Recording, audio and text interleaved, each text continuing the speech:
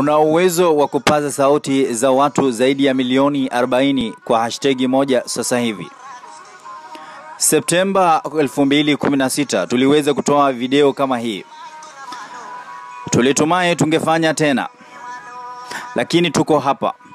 Na katika dakika chache zijazo tutakueleza ni nini hasa. Usiku wa tarehe 29 Juni, mwimbaji mashuhuri na mwanaharakati tajika wa Oromo Hachalu Hundessa aliuliwa Addis Ababa, mji mkuu wa Ethiopia, jiji ambalo linajulikana kwa jina Finfinne na wa Oromo. Hatujui ni nani alivuta trigger, ila kuna mengi tunayojua. Hachalu alifanya mahojiano katika televisheni ya Oromia Media Network, ambapo waliweza kutoa dukuduku zake dhidi ya serikali ya Ethiopia. Alizungumza ukweli dhidi ya Menelik wa pili na akaweka wazi historia halisi ya Ethiopia.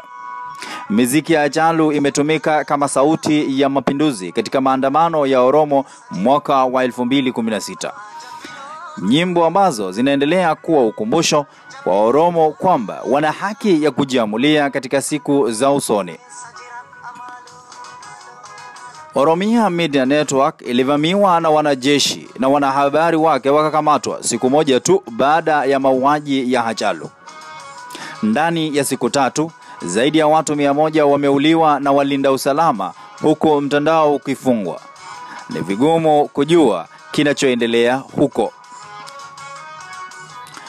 Ili kuelewa haya yote, tutakupa habari zaidi kuhusu matendo ya serikali ya Ethiopia tangu Abiy Ahmed achukue hatamu ya uongozi Aprili 2018.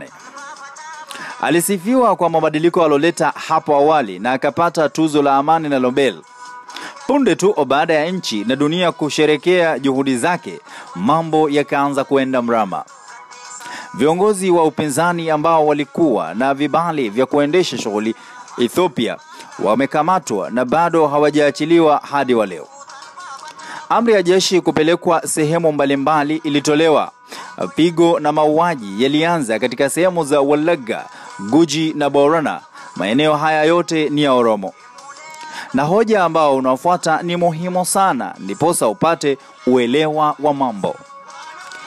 Katika nchi ambayo nastahili kuwa shirikisho la kikatiba na kimataifa, Abiy alivunja muundo wa serikali ya kitaifa, na hii ndio hofu kubwa kwa Oromo na makabila yote katika nchi ya Ethiopia ambao wanatafuta kujitawala na kujiamulia. Ikumbukwe kuwa Abiy Ahmed sio kiongozi aliyechaguliwa, na tangu ateuliwe hakufanya juhudi mwafaka kuhakikisha kuwa kuna uchaguzi uhuru na wa haki. Ni kutokana na muktadha huu na muktadha wa Ethiopia iliyofanya kuuliwa kwa Oromo mashuhuri, na tunadai Hachalu Hundessa aliuliwa pia. Zaidi ya watu milioni 40 wameshtuka na wanaomboleza. Mjomba wa Hachalu aliuliwa siku mbili tu baada ya mauaji ya mpwa wake, na tunapaswa kuangazia kwa yale yanayoendelea Ethiopia kwa sasa. Viongozi wa shirikisho la kongamano la Oromo halmaarufu Kafao, Jawar Mohammed, Baqala Garba, Hamza Borana na takriban watu 35 ambao ni viongozi, wanaharakati na wanahabari wamo kizuizini bila kufanya uhalifu wote. Viongozi hawa wanazuiliwa kinyume cha sheria katika gereza la mateso la Maekelawi, ambalo Abiy Ahmed alifunga kama juhudi mojawapo ya kuleta mabadiliko. Tunajua kuwa wamepigwa wakiwa gerezani. Jawar amegoma kula ilhali Baqala Garba ni mgonjwa sana.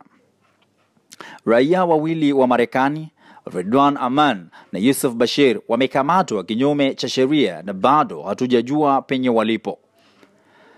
Abiy alipochukua hatamu ya uongozi, sote tulikuwa na matumaini kuwa kutakuwa na mchakato wa uwiano wa kitaifa.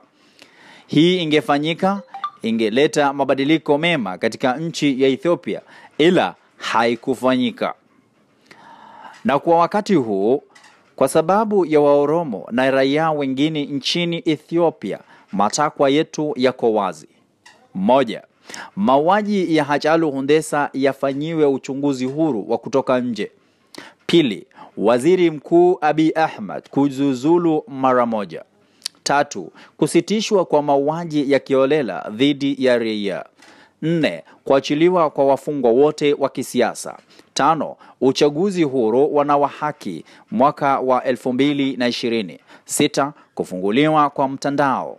Na kwa kumalizia, tunataka jamii ya kimataifa kuweka vikwazo mara moja dhidi ya Ethiopia iwapo matakwa haya hayatatekelezwa.